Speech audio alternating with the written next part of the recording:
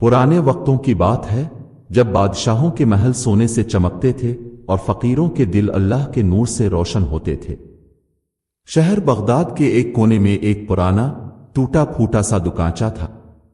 बाहर लकड़ी का बोर्ड लटक रहा था जिस पर धुंधले अल्फाज में लिखा था, सदका दिल से दो, जूता दिल से बनवा।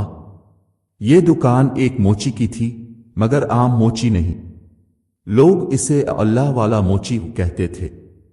ना इसके पास कीमती औजार थे, ना अच्छे कपड़े, मगर उसके चेहरे पर ऐसी शान, ऐसी रोशनी थी जो किसी दरवेश की लगती थी।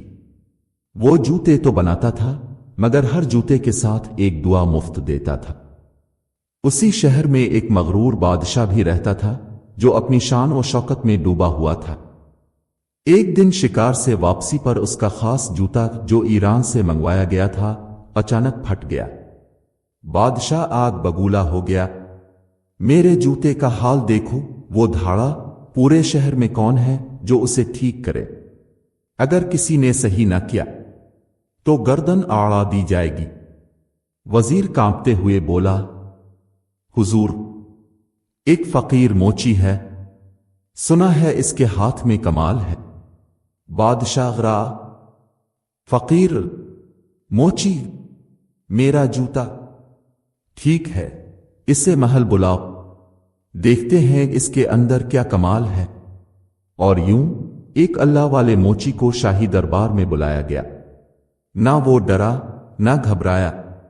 वो जूता अलिफाटे कर मुस्कुराया और कहा, ये जूता तो बोल रहा है और कह रहा है कि वक्त आने वाला है। वजीर हैरान हुआ, सिपाही चौंके और बादशाह। वो तिलमिला उठा, खबरदार, अगर मजाक किया तो जान से जाओगे। मगर फकीर मोची ने सिर्फ मुस्करा कर कहा, बादशाह सलामत, अभी आप मुझे मोची समझ रहे हैं, मगर वक्त आपको बताएगा कि जूते कभी कभी बादशाहों की किस्मत भी बदल देते हैं। महल का माहौल साकित था। सबकी निगाहें इस फकीर मोची पर थीं जो बड़ी खामोशी से बादशाह का कीमती जूता अलिफाल पलट कर देख रहा था, जैसे वो चमड़े को नहीं तकदीर को पढ़ रहा हो। बादशाह का चेहरा गुस्से से सुर्ख था। अबे मोची, जल्दी मुरम्मत कर, वरना ये आखिरी जूता होगा जो ताव हाथ में पकड़ेगा। मोची ने नरमी से कहा, बादशाह सलामत, ये जूता सिर्फ टूटा नहीं, ये थका हुआ है, इसे मुरम्मत से ज्यादा मोहब्बत चाहिए। महल में हंसी की एक लहर दौड़ गई। दरबारी कहकहे लगाने लगे, मोहब्बत जूते से? ये पागल फकीर है। मोहब्बत के सबक महल में नहीं चलते। मगर मोची की नजरें सिर्फ बादशाह पर थीं, साफ, पुरसुकून, बेखौफ। बादशाह ने कहा, ठीक है फकीर, अगर तो वाकई उसे ठीक कर सकता है तो कर, मगर याद रख, अगर जूता वैसा ना बना जैसा पहले था तो तेरा सर कलम होगा। मोची ने जूता उठाया और कहा, मुझे 3 दिन चाहिए और कोई रोक टोक ना हो। 3 दिन? बादशाह हैरान हुआ, एक जूते के लिए? ये जूता नहीं, बादशाह सलामत, आपका गुरूर है और गुरूर की मुरम्मत वक्त मांगती है। बादशाह ने दांत पैसे पर इजाजत दे दी। अगले दिन मोची वापस अपनी दुकान पर आया। इसके चेहरे पर एक अजीब सुकून था। उसने जूते को निहायत नरमी से कपड़े में लपेटा, गोया कोई अमानत हो। इसके शागिर्द ने पूछा, उस्ताद जी, अब डरे नहीं, अगर बादशाह नाराज हो गया तो? मोची ने मुस्कुरा कर जवाब दिया, जो अल्लाह के बंदे होते हैं वो बादशाहों से नहीं डरते, वो सिर्फ अपने काम से डरते हैं। फिर इसने जूते की मुरम्मत शुरू की, लेकिन इसने सुई से ज्यादा दुआ इस्तेमाल की। हर टांका के साथ एक आयत, हर पैबंद के साथ एक दुरूद। और जब 3 दिन गुजरे तो जूता वैसा नहीं था, बल्कि पहले से बेहतर था। लेकिन इस जूते में सिर्फ चमड़ा नहीं था, कुछ और भी था जो बादशाह को बदलने वाला था। तीसरे दिन सुबह सुबह शाही मुहाफिज मोची की दुकान पर पहुंचे। दरवाजा खटखटाया नहीं, धकेल कर खोला। मोची कालीन पर बैठा आखिरी टांका लगा रहा था। इसकी उंगली पर खून था मगर चेहरे पर नूर। जूता उसके सामने रखा था, साफ निखरा हुआ जैसे अभी बनाया गया हो। सिपाही ने अगरा कर कहा, वक्त पूरा हो गया फकीर, जूता दे और चल बादशाह के सामने। मोची ने नरमी से जूता लपेटा, आंखें बंद की और दिल ही दिल में कुछ पड़ा। शाही दरबार। बादशाह तख्त पर बैठा बेचैनी से पहलू बदल रहा था। दरबारी खामोश थे। मोची दरबार में दाखिल हुआ, जूते को दोनों हाथों से पेश किया। ये लीजिए बादशाह सलामत, आपका जूता। बादशाह ने जूता हाथ में लिया। आंखें तंग हो गईं। उसने इसे हर जाविये से देखा, चमड़ा टटोला, पेंदे दबाया और अचानक उसके हाथ राग गए। जूते के अंदरूनी हिस्से में एक छोटा सा कागज चिपका था। बादशाह ने निकाला। दरबारी हैरत से देखने लगे। कागज पर लिखा था, ए जमीन के बादशाह, याद रख, जब जूता पहना जाएगा तो जमीन पर चलेगा, ना आसमान पर, ना तख्त पर। एक अल्लाह वाला मोची। दरबार में खामोशी छा गई। बादशाह का चेहरा जर्द पड़ गया, आंखों में नमी आतर आई। ये उसने मेरे साथ गुस्ताखी की या सच कहा? किसी वजीर की हिम्मत न हुई कि कुछ कहे। बादशाह ने आहिस्ता से जूता पहना और पहली बार उसे जमीन ठंडी लगी। फिर इसने सर अलिफाटे कर कहा, इसे वापस बुलाओ, मैं इस फकीर से बात करना चाहता हूं। सिपाही तेजी से दौड़े मगर कुछ देर बाद वापस आए, सांस फूली हुई।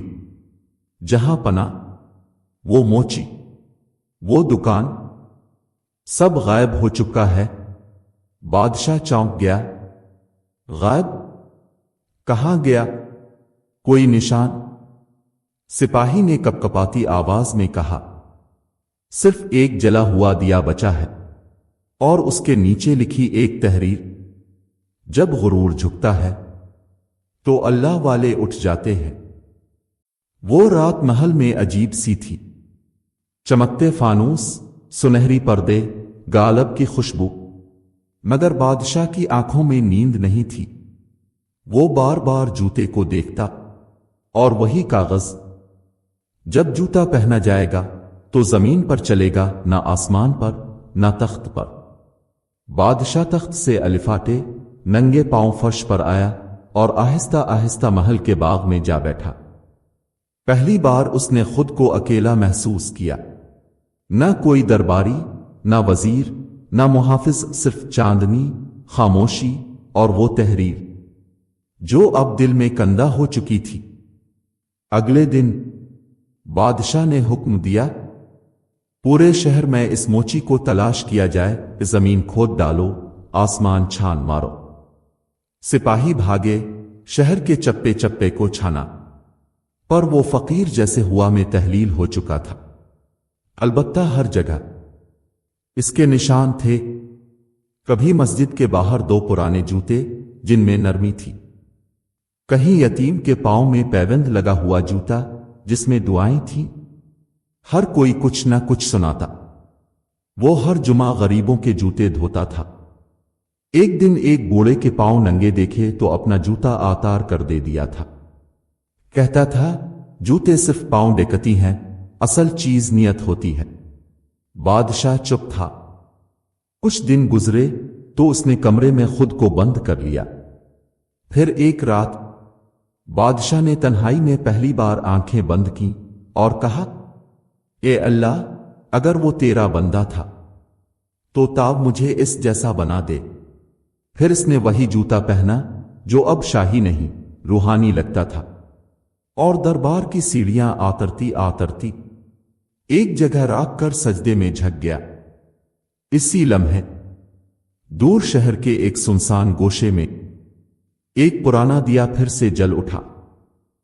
बगदाद की सुबह आज कुछ मुख्तलिफ थी। مسجد کے گنبد پر چڑھتی دھوپ، پرندوں کی چہچہاہٹ اور لوگوں کی زبان پر ایک ہی بات، بادشاہ نے سجدہ کیا ہے۔ وہ جو کبھی زمین پر پاؤں بھی نہ رکھتا تھا، آج سجدے میں رو رہا تھا۔ لوگ حیران تھے، درباری پریشان، اور دروازے کے باہر مجمع۔ کسی کو خبر نہ تھی کہ ایک جوتے اور ایک فقیر کی بات نے بادشاہ کے اندر انقلاب بسا دیا ہے۔ اسی دوران شہر کے پرانے حصے میں ایک بزرگ سفید لباس میں ملبوس خاموشی سے مسجد کے صحن میں بیٹھے تھے، ہاتھ میں تسبیح، چہرے پر نور اور لبوں پر ایک دائمی مسکراہٹ۔ ایک شاگرد قریب آ کر بولا، استاد جی، وہ بادشاہ، وہ تو سجدے میں گر گیا، اپنے جوتے میں آخر کیا رکھ دیا تھا؟ بزرگ نے مسکرا کر جواب دیا، میں نے کچھ نہیں رکھا، بس اس کا غرور نکال دیا تھا۔ شاگرد نے پوچھا، تو کیا اب واقعی ایک موچی تھے؟ بزرگ کی مسکراہٹ گہری ہو گئی، نہیں بیٹا، میں صرف وہ تھا جو بننا چاہتا تھا۔ لوگ مجھے موچی کہتے رہے اور مجھے یہی پسند آیا، کیونکہ جو پاؤں کی مٹی چومے اسے تخت کی چمک کی ضرورت نہیں رہتی۔ اسی وقت محل میں بادشاہ نے حکم دیا، میرے لیے بغداد کے ہر اللہ والے، ہر فقیر، ہر موچی کی فہرست تیار کرو، مجھے ان سے ملنا ہے، ان سے سیکھنا ہے۔ وزیر نے ہمت کر کے پوچھا، جہاں پناہ، اب تخت پر بیٹھے کیوں نہیں؟ بادشاہ نے جوتا اتارا، ہاتھ میں لیا اور آنکھوں سے لگایا، کیونکہ اصل بادشاہ وہ ہے جو اللہ کے بندوں کو پہچان لے، اور میں نے اسے پہچان لیا ہے، اس فقیر موچی کو جو اللہ والا تھا۔ شہر میں چرچا تھا کہ بادشاہ بدل گیا ہے، وہ جو تلوار سے حکم دیتا تھا اب آنکھوں سے رحم کرتا ہے، وہ جو غرور سے چلتا تھا اب نرمی سے بات کرتا ہے، اور کبھی کبھی درویشوں کی صف میں بیٹھا خاموشی سے جوتے بھی سیدھا کر دیتا ہے۔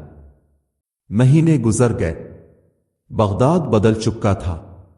محل کا بادشاہ اب دن میں 2 بار شہر کے بازاروں کا چکر لگاتا، نہ شاہانہ لباس، نہ ہیرے جواہرات، وہ جوتے اتار کر مسجد کے دروازے پہ بیٹھتا اور غریبوں کی بات سنتا، ان کے ساتھ کھانا کھاتا۔ لوگ حیران تھے، مگر ایک بات سب جان چکے تھے، یہ سب ایک فقیر موچی کا فیض ہے۔ پھر ایک دن بادشاہ نے خاموشی سے محل چھوڑا، تنہا چپ چاپ اسی پرانے محلے کی طرف چل پڑا جہاں وہ اللہ والا موچی رہتا تھا۔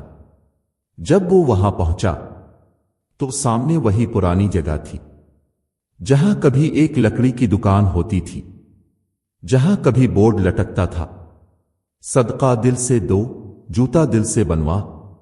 اب وہاں صرف ایک کنڈر باقی تھا، ٹوٹی ہوئی اینٹیں اور درمیان میں ایک جلا ہوا دیا، جو شاید مہینوں پہلے بجھ چکا تھا، مگر اس کی خوشبو آج بھی باقی تھی۔ بادشاہ نے زمین پر ہاتھ رکھا، آنکھیں بند کیں، اسے ایسا لگا جیسے وہ فقیر اب بھی یہیں کہیں موجود ہے، کبھی زمین کی مٹی میں، کبھی کسی یتیم کے جوتے میں، کبھی کسی ماں کے چہرے کی داع میں۔ اسی وقت مسجد کے امام نے قریب آ کر آہستہ کہا، جہاں پناہ، وہ فقیر تو اللہ کا ولی تھا، وہ ہر سال رمضان کے آخری جمعہ کو غائب ہو جاتا اور کہتے تھے، جب کسی بادشاہ کا دل بدل جائے سمجھو میرا کام پورا ہو گیا۔ بادشاہ کی آنکھوں سے آنسو جاری تھے۔ وہ بولا، پھر وہ کہاں گیا؟ امام نے آسمان کی طرف اشارہ کیا، جہاں نور واپس جاتا ہے وہیں چند سال بعد بغداد کی ایک نئی نسل جوان ہو چکی تھی۔ شہر میں ایک چھوٹا سا مدرسہ کھلا جس کا نام رکھا گیا مدرسہ موچی بابا۔ یہ مدرسہ یتیم بچوں کو تعلیم دیتا، انہیں جوتے سینا سکھاتا، مگر ساتھ ساتھ یہ بھی سکھاتا، پاؤں صاف رکھو، نیت اس سے بھی زیادہ صاف، جو نیچے دیکھ کر کام کرتا ہے اسے آسمان والے دیکھتے ہیں۔ کچھ لوگ کہانی کو افسانہ کہتے ہیں، کچھ حقیقت، مگر بغداد کی پرانی گلیوں میں آج بھی کوئی کہہ دیتا ہے اللہ والا موچی واپس آئے گا، جب غرور پھر سے تاج پہ چڑھنے لگے گا۔